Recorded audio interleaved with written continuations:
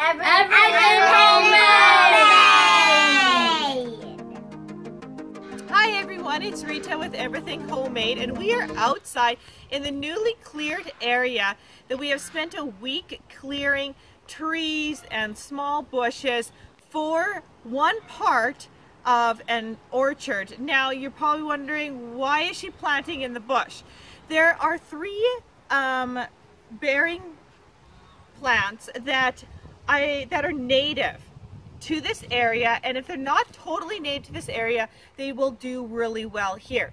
So in this area, if you can kind of see around here, what we did was we took about 10 of these. Hey, Orion? Yeah. He's filmed about 10 of them. These trees. Now, take a look at how high these trees are. They are like 80 to 100 feet tall, you guys. So this was no easy task to suddenly go, okay, darling, talking to my husband, which trees to take. So I took spray paint and spray painted the bottoms of the trees that were either completely dead or just were actually in the way of the fence. There were 4 trees that were leaning to hit the fence, a heavy wind, and the bird fence would be utterly destroyed. So we did leave some trees.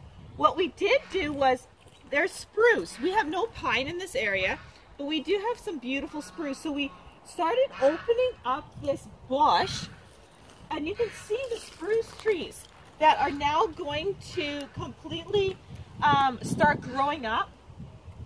And you notice how we trimmed them up? They're all kind of at the same height. That's because the goats ran in here for last year, like all of last year. And they trimmed up all my spruce trees, and so I just manicured what they trimmed up, and it'll look really good, letting light in. So the sun actually comes behind Orion.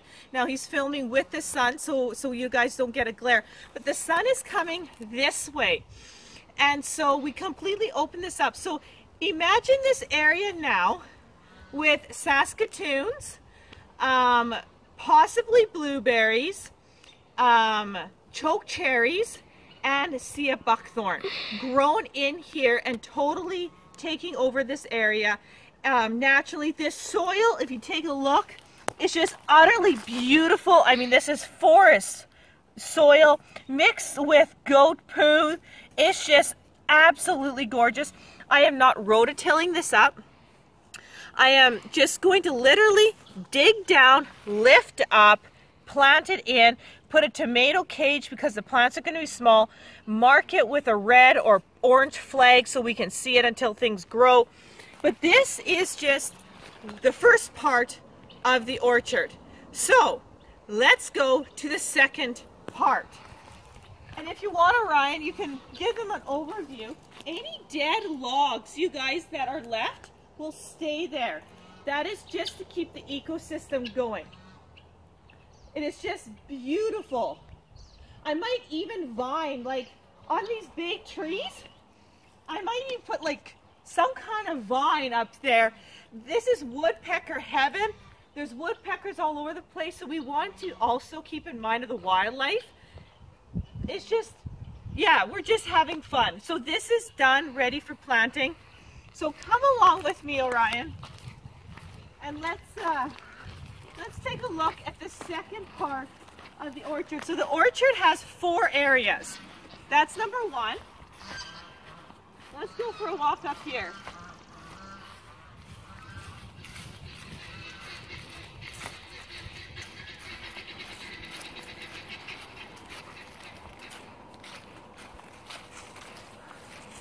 So this is the second part of the orchard. Now, this doesn't look so much. So the house is over here.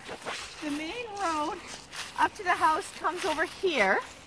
So what we're going to do, if you just stop right there, Orion, is these dead trees. Well, they used to be trees, and now they were just stumps when we moved here. What we're going to do is we're going to take a sod cutter. My husband actually went into town. When I say town, town's about 45 minutes away, to go to Home Depot to rent a sod cutter for the day. So we're going to take the sod and we're going to cut it from here to here.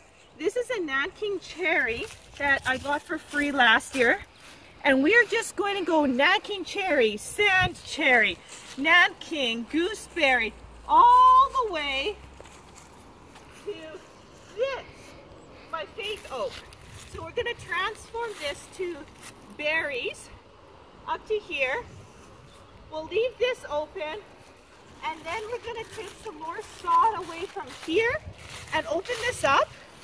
And then we're going to take some more sod, and we're going to go from this stuff over here, and I think I'm just going to make a border of fruit bushes. So a lot of, again, the Nanking, the sand cherry, maybe pin cherry.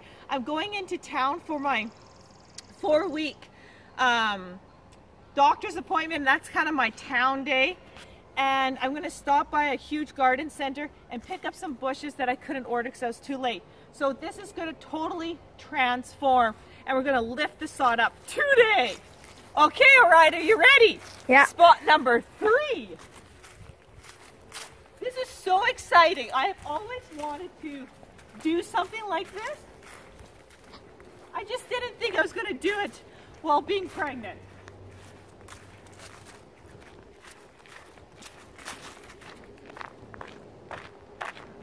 Okay, this isn't really spot number 3, but we'll just take a little detour here.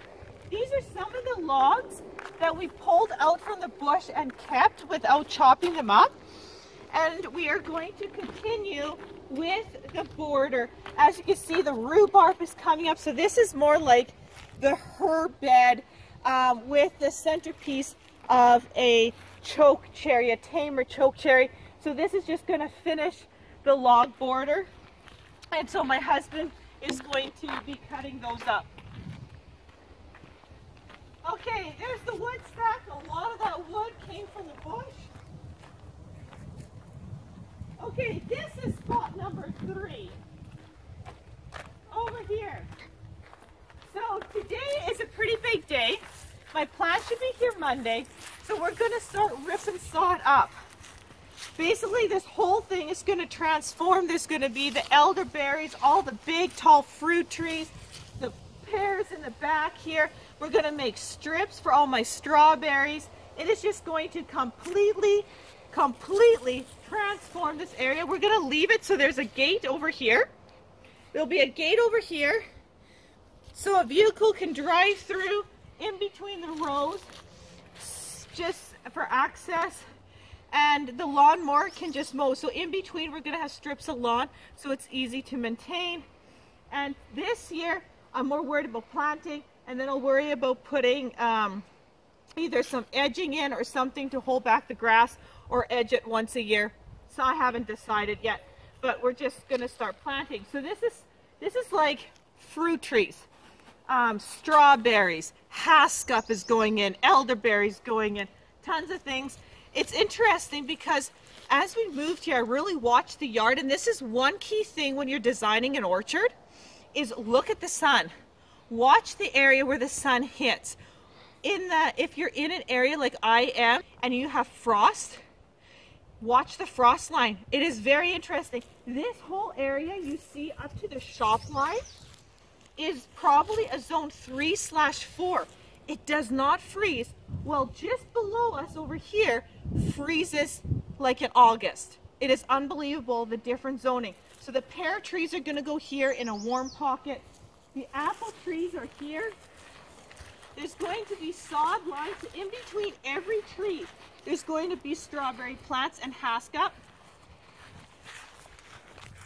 There will be a fence. Actually, we got fence panels. We're just arranging with a couple other families to bring them from Edmonton. Edmonton is our capital city, way cheaper, but we got to arrange somebody to go get them, and they're going in with it, so they're a little bit cheaper. So this will be all fenced so I can vine. So we're going to make the orchard up to the line of the shop. So this is a nice warm pocket. So the elderberries are probably going to go in front of here just because they need tons of sun, and the shop creates more heat. It traps the heat. Oh, it's just, so I'm going to be filming as we rip things up. I just want to show you the before. Okay? So this is spot number 3, right, Orion? Not 3? Yeah. Okay, spot number 4. as you can see, this is a nice warm area. I am not too sure what we're doing with this area here at the moment. Eventually, it'll probably be an expansion of the garden, but for now, we're just leaving it and dealing with this mess over here. So this here, you guys, will be spot number 4. Right here. Now, this year we won't get to it, not that I know of, but in the next year or 2 years, these trees right here, come a little bit on this side, all right? These trees right here will all come out besides the spruce. So we're going to clear this area up to the hill so the sun really comes in to it over here. And this, I'm thinking right now, was going to be sea buckthorn, but I'm actually going to plant sea buckthorn somewhere else, down where the first spot is. And this may actually be gojies. We're going to open this right up. It's up on top of the hill. The gojies can sucker like crazy. It'll also hold the dirt from going into the dugout. The only problem with this spot, so the biggest issue is the sun. So the sun comes great over here. We got all these trees blocking when the sun comes here. So what I want to do is just brighten this area up. There's so much dead trees here. This will be not a problem. And this whole thing into gojies and maybe something else. But that is the basically number 4 spot. So between all that, we should have plenty plus more to go around our family and to replant this area. So in 2 hours, my husband will be home with the sod cutter. We're going to go crazy removing sod as we have only a limited time for renting. And then we are going to start planting. So I'm going to basically start taking clips and clips and clips and put it all together and show you the progress of how everything is going to transform. Enjoy.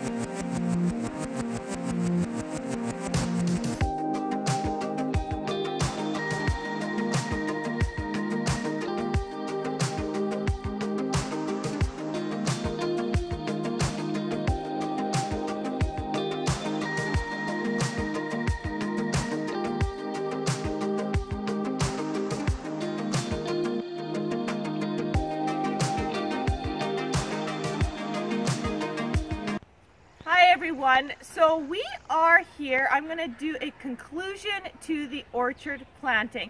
Now, it was extremely intensive planting. We did 52 plants in 2 days. So we did 39 the one night in 4.5 hours, and then we did the rest the following day. So let's take a look here at what we did. So we're going to take some close-ups, and I'm going to show you what we did.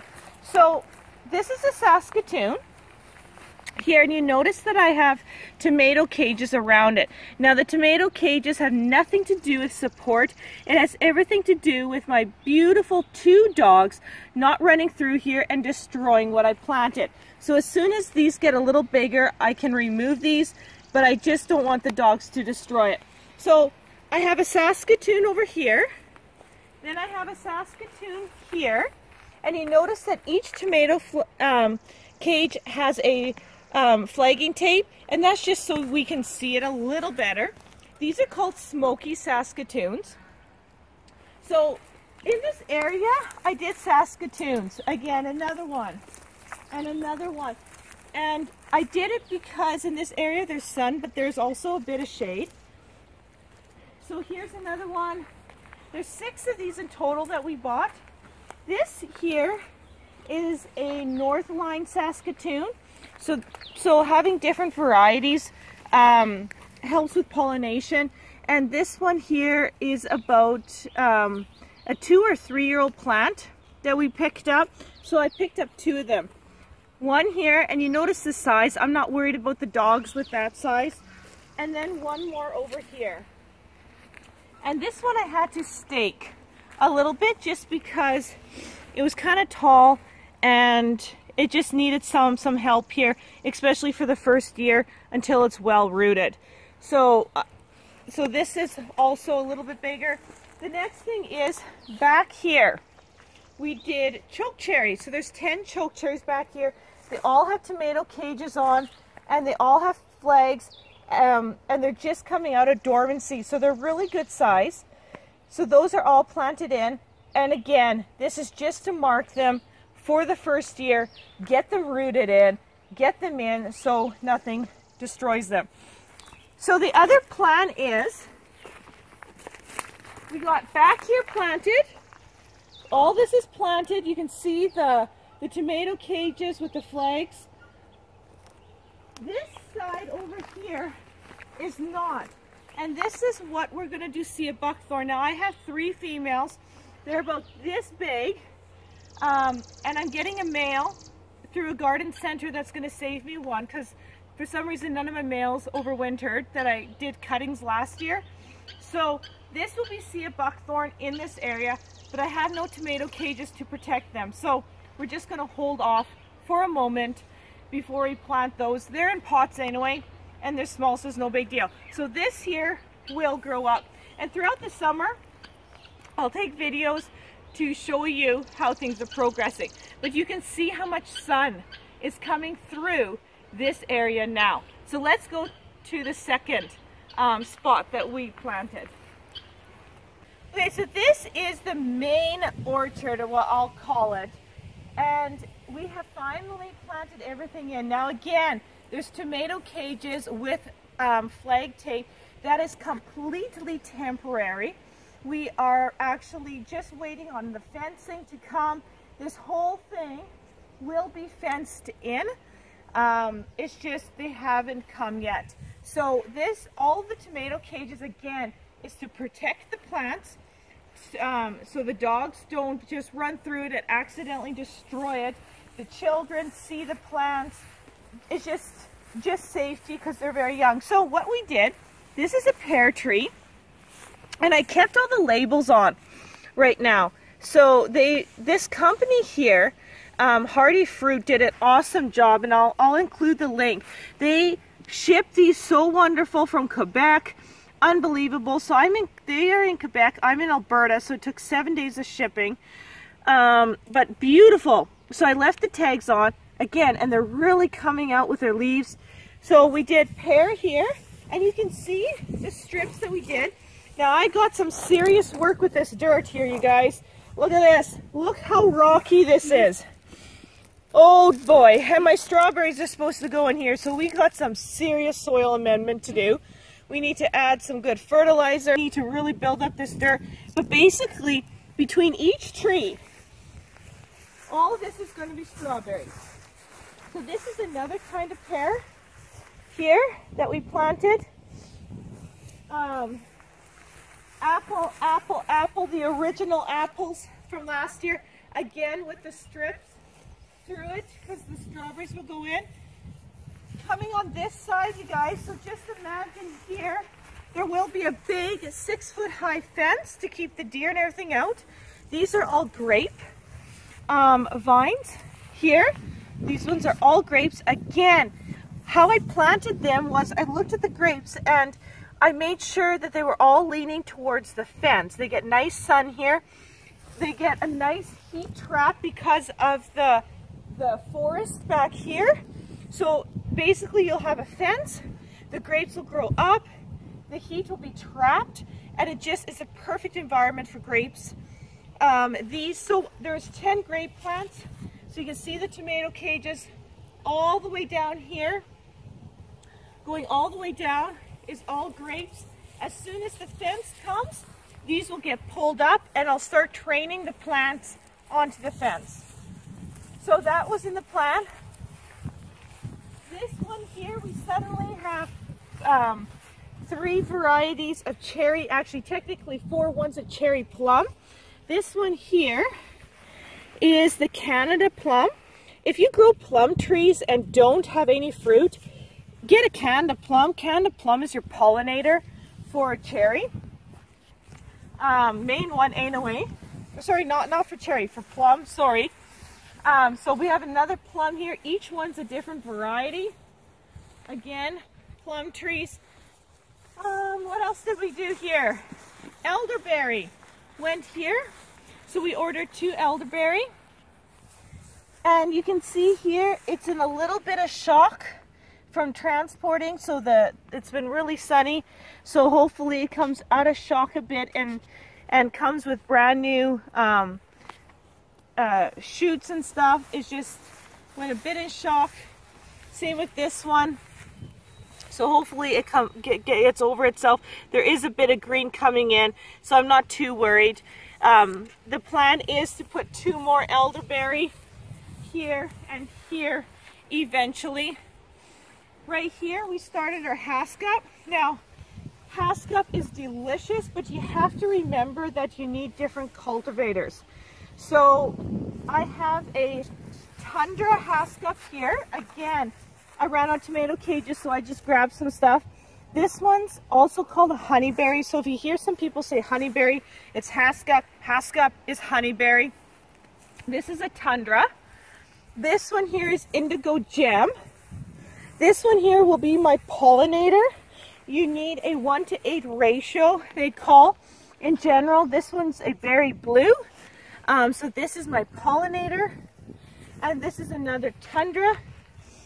So what we're going to do is we're going to do 7 Haskell, and then from here we're basically going to leave a couple of feet, do another row, so eventually this entire area to about, just stay there Ocean, to about right here where the fence would come will be 7 rows of Haskell, 7 plants in each. 7 times 7 is 49, so we're planning on 49 Haskells over the years, a row a year to get them in, is the plan.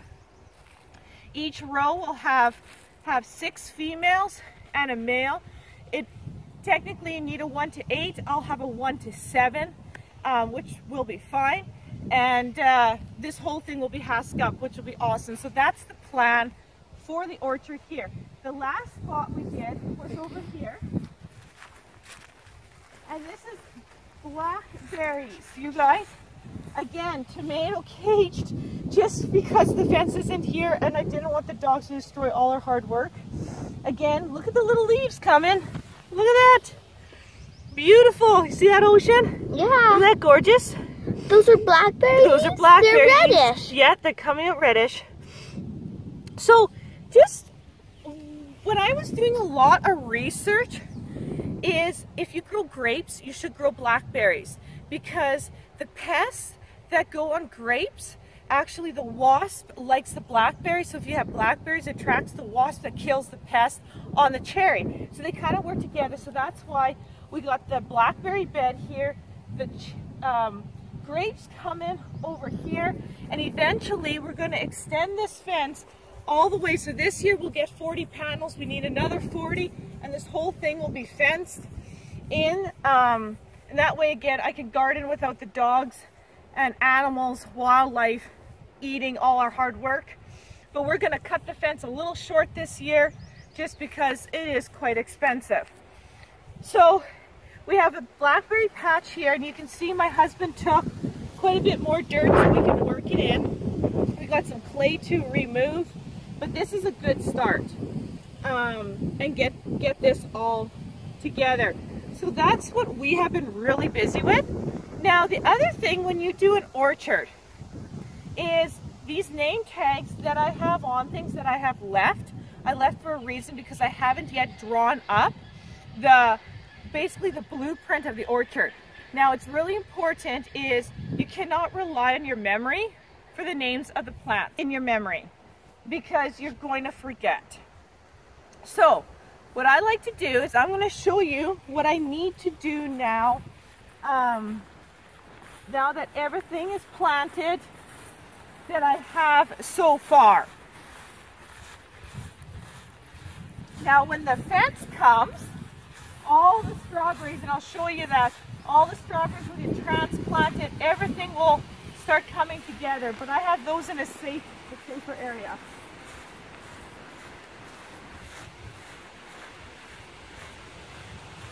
So,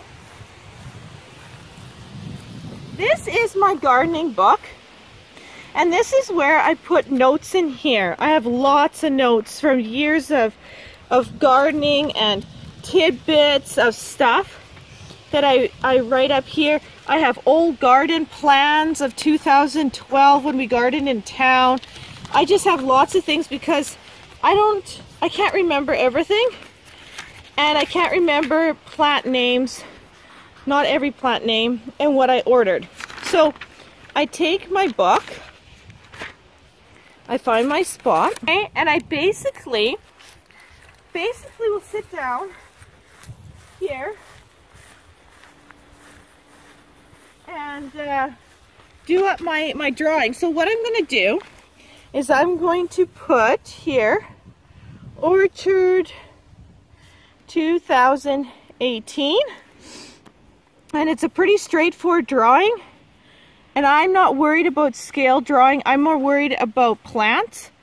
So I'm not worried about every little bit of detail. I'm more worried about plant placement. So I'm going to put north, just like that. And what do we have here? We have 10. So we have that patch here of blackberries. So I'm going to put blackberries, because the whole thing is going to be blackberries. I have 1, 2, 3, 4, 5, 6, 7, 8, 9, 10 grapes, and they're called something. So let's go take a look. And this is why, you guys, I told you I can't remember everything. The grapes that I bought were called Sumerset. Okay, so what I like to do then is I put a little arrow here and just go Sumerset Grapes. So that's what those are. And then over here where the blackberries up a little bit is my first row of Haskell. And we have 1, 2, 3, 4. And these are the 4 highly important ones, because those are the ones that I will eventually propagate. So here we have Tundra.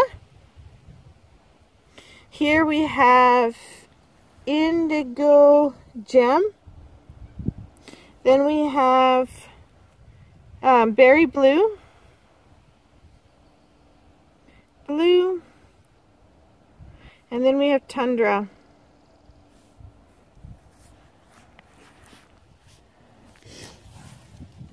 And again here we have 2 rows. And the strawberry plants that I have planted are Kent.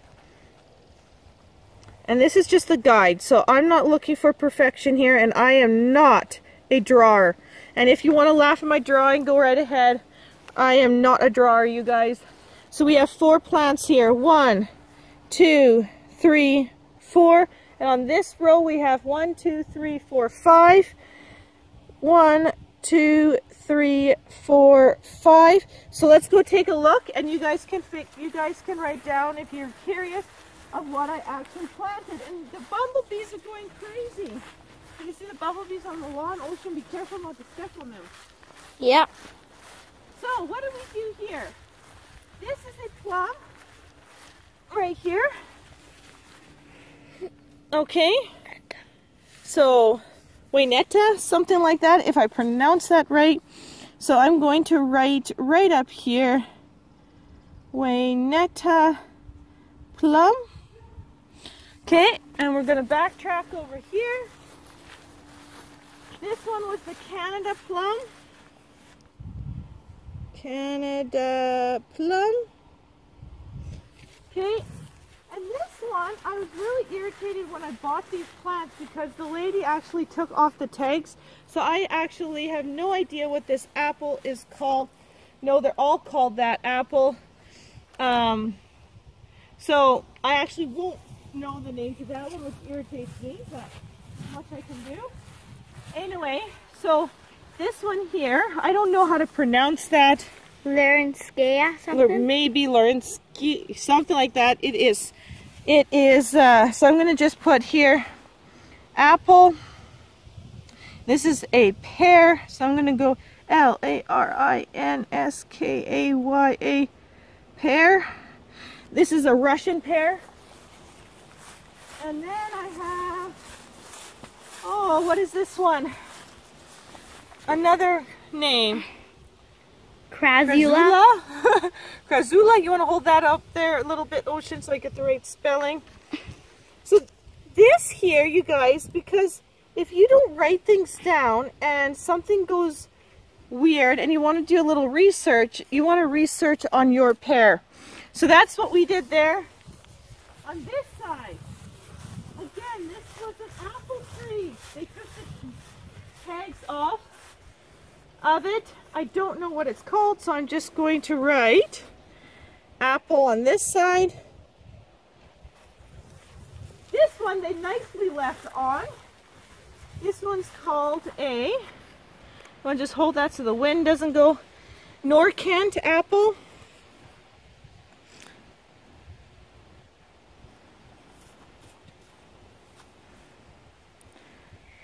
Okay, and this one here is another plum. So let's take a look here. I want to hold that there for the wind. Fofonoff. Fofonoff, something like that. One of these is, I believe this one is a golden plum. And then this one is a cherry plum, which is called, I want to hold that again, an Opata Chum. Opata Chum. Okay, so we missed 2 elderberries right here. I'm going to just write elderberry. Elderberry. Elder. Oh, you're slobbery. I love my dogs, but whew, so slobbery. Elderberry. So there you have it, you guys. So that's what you want. And I will, you know, this is the shop here, so I'm going to just right here and go through here because this is shop. So this here is my master guide. It has the names. I know exactly where I planted, how I planted, if I ever need to look things up. And once we expand to the garden, I'll just flip the page and keep it going. So that is really important to do. Do it with your garden too. The dogs are playing around you. Do it with your garden too, because you can't remember, did I plant my squash over here? Did I do this over here? What did I do? It's really important to know what plants you have in. So now we can remove all the tags off the plants, and sometimes I even save the tags, but I also have a master list. So if you have any questions with orchard planting, designing, give me a shout in the comments, and I can answer, and hopefully I can answer as many questions as I can. Otherwise, this is going to be yearly. I will do updates on this, and we're just going to keep adding plants, keep planting. As the strawberries run, we'll keep the runners. They're Kent strawberries that we're putting in. We're just going to keep expanding, keep getting more hascups, and keep things going in this orchard where it will feed the family, and I guarantee other families also. Thank you so much for watching. We'll see you on the next video.